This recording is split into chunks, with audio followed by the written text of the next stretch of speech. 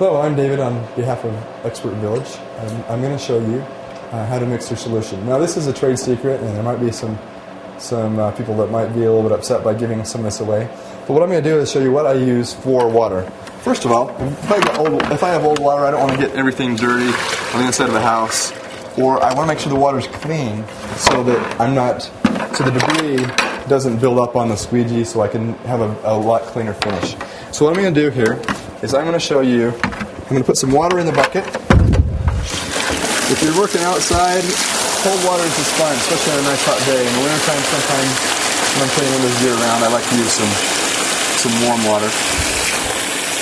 But it's nice to use a sink that's high enough that you can fill it. You can use your little spray nozzle in your sink, or you can use a hose on the outside if you're outside.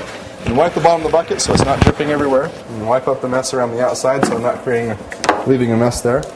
Now, with the solution, I'm using Joy here. A lot of professionals use Joy or Dawn, and this is one of the secrets I'm giving away. But the real secret is in the mixture. You don't want to put too much in there. Just maybe a teaspoon to a tablespoon, a couple of squirts. If you saw how that went in, I'm going to close this because I don't want to put any more in. But tilt it, squeeze, release. That's enough. You want to do it so when you mix it and you smell it, you can smell that lemon scent faintly, not strong, because you have it too strong. You want to dilute that and put less water in, or more water in there. Dump some of the solution out if you have to. If it gets too soapy, it will streak the window.